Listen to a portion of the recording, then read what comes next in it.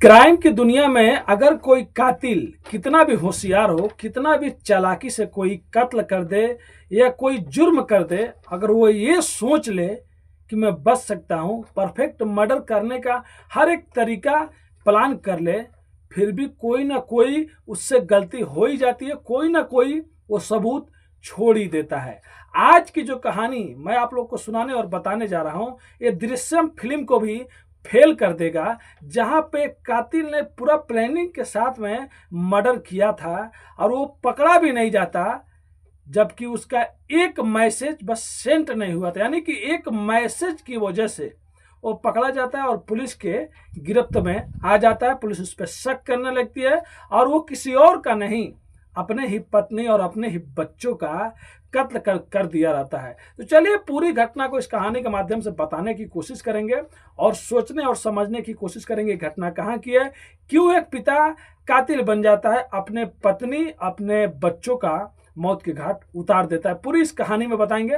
उससे पहले आप लोग से रिक्वेस्ट करते हैं, अगर आप हमारे चैनल पे नए हैं तो प्लीज़ चैनल को सब्सक्राइब कर लीजिए, लाइक कर दीजिए, शेयर कर दीजिए। आपका भाई बहुत ज़्यादा मेहनत करता है तो प्लीज़ अपने भाई को भी सपोर्ट कीजिए। बोलने में कुछ गलती हो जाए तो अपने भाई को माफ़ कीजिएगा। तो नमस्ते, आदाब, सत श्री अकाल।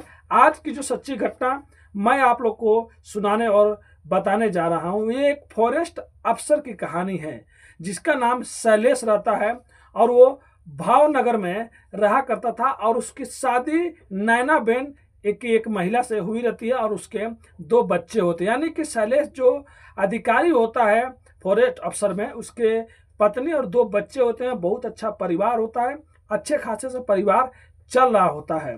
पत्नी नैना बेन अपने बच्चों के साथ में दीपावली पे घर आई होती हैं और घर आने के बाद दीपावली के कुछ दिनों के बाद वो गायब हो जाती हैं। जैसे नैना बेन और उनके बच्चे गायब हो जाते हैं तो 7 नवंबर को जो पति शैलेश होता है वो नज़दीकी पुलिस स्टेशन में जाता है और पुलिस स्टेशन में जाने के बाद एक रिपोर्ट लिखवाता है कि उसकी पत्नी और बच्चे 5 तारीख से दिखाई नहीं दे रहे हैं और वो उसको ढूंढ रहा है, वो लोग मिल नहीं रहे हैं। उसके बाद 2 दिन बाद वो 7 तारीख को आके पुलिस में कंप्लेन लिखवाता है।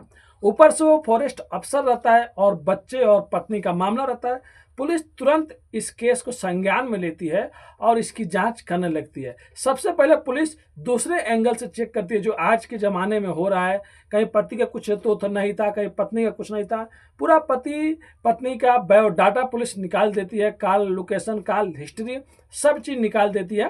पुलिस को कुछ भी सबूत नहीं मिल रहे होते हैं।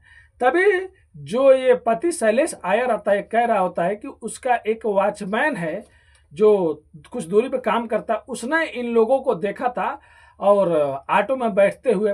अब पुलिस बुलाती है वॉचमैन को और बुलाने के बाद जब पुलिस उस अफसर से बात करती है जो शैलेश होता है, तो वो वॉचमैन के साथ में भी आया रहता है। वॉचमैन बोलता है कि मैंने तो देखा था लेकिन ये वही लोग थे या कोई और, ये पूरा क्लियर नहीं था। मतलब वॉचमैन ऐसे बात कर रहा है कि मैंने देखा था लेकिन वो लोग थे या नहीं थे ये मालूम नहीं है।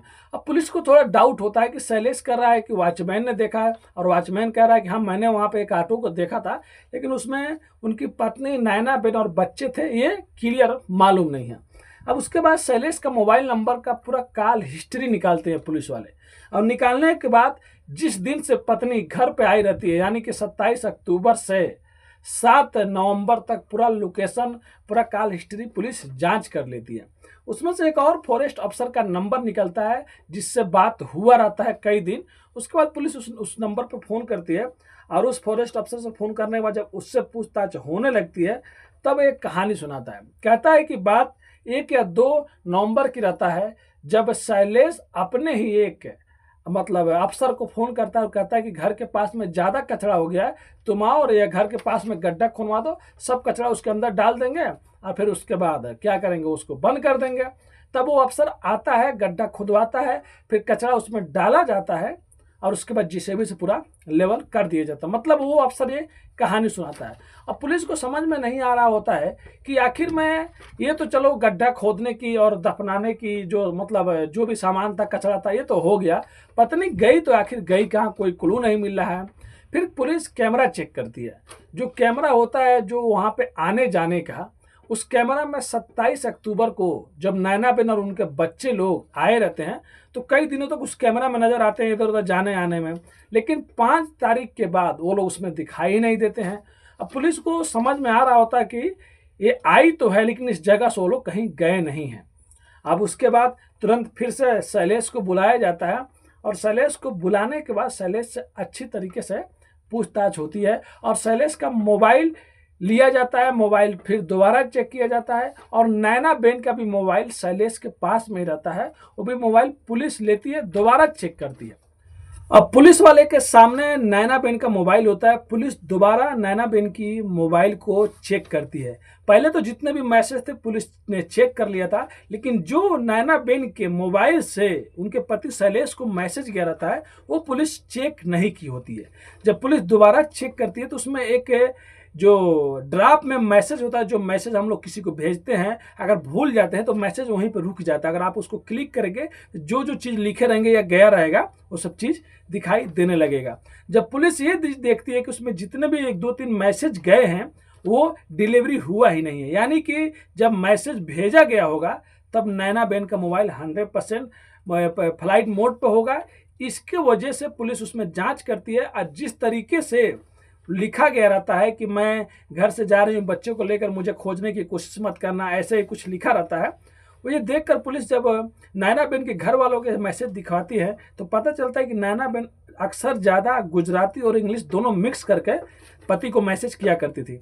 अब पुलिस को इस पे और उस पे जो कैमरा में नैनाबेन दिखाई नहीं देती है 5 तारीख के बाद, मतलब उस सोसाइटी से उस जगह से कोई गया ही नहीं है बाहर, कैमरा में कहीं ना कहीं नजर आना चाहिए।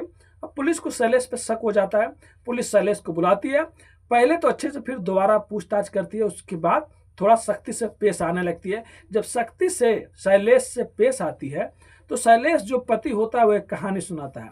कहता है कि साहब हमारी 2 बच्चे थे, हमारी पत्नी नैनाबेन, हम लोग बहुत अच्छे से रहा करते थे और हम लोग को जो सरकारी क्वार्टर मिला था, क्योंकि मैं फॉरेस्ट अफसर था और 1 साल पहले ही उसका प्रमोशन भी हुआ था शैलेश का, तो इन लोग का जो क्वार्टर मिला था, ये जो जंगल रहता है जहाँ पर मतलब ये लोग रहते हैं फॉरेस्ट अफसर वाले, वहाँ पर इन लोग को क्वार्टर दिया गया था, जिससे पढ़ाई में बच्चों को बहुत प्रॉब्लम हुआ करती थी। इसके लिए बच्चों को सूरत में रह के पढ़ाई किया करते थे और जब बच्चे वहाँ पर रहेंगे तो माँ भी वहीं पर रहा करती थी, जो नैनाबेन होती है। अब ये लोग वहीं पर रहा करते थे। फिर बीच बीच में कभी कभी नैनाबेन में और शैलेश में झगड़ा हो जाता था। नैनाबेन ये चाहती थी कि हम लोग यहाँ से हटा के वहीं पर रहेंगे, एक साथ में रहेंगे, बच्चे वहीं पर पढ़ाई करेंगे, लेकिन शैलेश जो था वो कहा करता था कि नहीं तुम वहीं पे लेके बच्चों को पढ़ाया करो, वहीं पे रहा करो। शैलेश नहीं चाहता था कि वो यहाँ पे रहे। इसके बाद वो लोग 27 अक्टूबर को जब घर आते हैं, इसके बाद भी 1-2 बार इन लोगों में झगड़ा होता है, बस इसीलिए कि हम लोग एक ही साथ में रहेंगे, बच्चों को वहाँ पे क्यों रहना, सूरत में आप यहाँ पर रहते हैं, हम लोग वहाँ पर रहते हैं। फिर भी शैलेश नहीं मानता है। उसके बाद 5 तारीख को सुबह 5 या 6 बजे की बात रहती है, सुबह सुबह ही शैलेश और नैनाबेन में झगड़ा होने लगता है। फिर नैनाबेन कहती है कि हम लोग यहीं पर रहेंगे, एक साथ में रहेंगे, लेकिन शैलेश के मन में दिमाग में पहले से क्या चल रहा होता है किसी को मालूम नहीं चलता है। शैलेश इतना ज़्यादा गुस्सा हो जाता है 5 तारीख को सुबह में, वो उठता है और उठने के बाद एक तकिया लेता है और नैनाबेन के मुंह पे दबाने लगता है। तब तक दबाते रहता है जब तक नैनाबेन की सांसें नहीं रुक जाती, यानी कि पत्नी का कत्ल कर देता है। उसके बाद उसके ऊपर भूत सवार रहता है खून करने का। तुरंत वो जाता है और अपने बेटे का भी तकिए से गला घोंट देता है। फिर उसके बाद वहाँ से निकलता है, अपनी बेटी के रूम में जाता है और अपनी बेटी का भी गला घोंट देता है। यानी कि 10 से 15 मिनट के अंदर वो 3-3 कत्ल कर देता है। और 3-3 कत्ल करने के बाद अब वो सोचने लगता है मैं करूं तो क्या करूं। ये जो मतलब कांड हुआ रहता है सुबह सुबह की बात रहती है। उसके बाद वो उस जगह पे जाता है जिस जगह पे 4-5 दिन पहले ही 3 दिन पहले ही गड्ढा खुनवा का पूरा कचरा डाला गया रहा था। वहाँ पे मिट्टी भी थोड़ा लूज रहती है, मिट्टी हटाता है। मिट्टी हटाने के बाद तीनों को लाश लाता है और उसी गड्ढे में डालता है। कपड़े उपड़े जो गद्दे उद्दे रहते हैं वो भी उसमें डाल देता है और मिट्टी लेवल कर देता है। मिट्टी लेवल करने के बाद वो ये सोच रहा होता है, किसी को कभी पता ही नहीं चलेगा, क्योंकि जिनके भी सामने इसमें कचरा डाला गया था सबको मालूम है कि कचरा डाला गया था। उसके बाद वो उठता है और फ्रेश होता है, नहाता है, फिर अपने दफ्तर चला जाता है। 5 तारीख की बात रहती है। फिर 6 तारीख को भी ऐसे ही वो उठता है, नहाता धोता है और फिर दफ्तर चला जाता है। लेकिन वो ये सोच रहा होता है कि आज नहीं तो कल उसका भांडा फूट जाएगा। इसके बाद वो एक चालाकी करता है, ये सोचता है कि मैं पुलिस को जाके ये सब बताऊंगा, हमारी पत्नी किसी के साथ में चली गई, और वो मैसेज भी दिखा देगा। और मैसेज दिखाने के बाद पुलिस अब इधर ढूंढती रहेगी, लेकिन वो पकड़ा नहीं जाएगा। लेकिन एक मैसेज की वजह से, जो मैसेज सेंड नहीं हुआ था, इसके वजह से उसका भांडा फूट जाता है और पूरी सच्चाई बाहर निकल के आ जाती है। और वो जो कैमरा में दिखाई नहीं दिया रहता है 5 तारीख के बाद कि नैना बहन अपने बच्चों के साथ में, ना नैना बहन ना उनके बच्चे कहीं आते जाते में दिखाई नहीं दिए हैं, इसका मतलब वो लोग कहीं गए नहीं हैं, वो लोग यहीं पे हैं। फिर उसके बाद वो ये सब कहानी बताने के बाद अपने घर पे लेके जाता है, और लेके जाने के बाद वो इशारा करता है जहाँ पे गड्ढा हुआ रहता है। पुलिस तुरंत मजदूर बुलाती है, और मजदूर बुलाने के बाद लाश को अंदर से निकालती है। लाश बहुत ज़्यादा सड़ गई होती है, उसको तुरंत सरकारी हॉस्पिटल पोस्टमार्टम के लिए भेज दिया जाता है। और उसके बाद शैलेश का तो सोच सकते हो, उसे पुलिस गिरफ्तार कर लेती है। लेकिन यहाँ पे मोटिव क्या बनता है, ये मेरे को भी समझ में नहीं आया।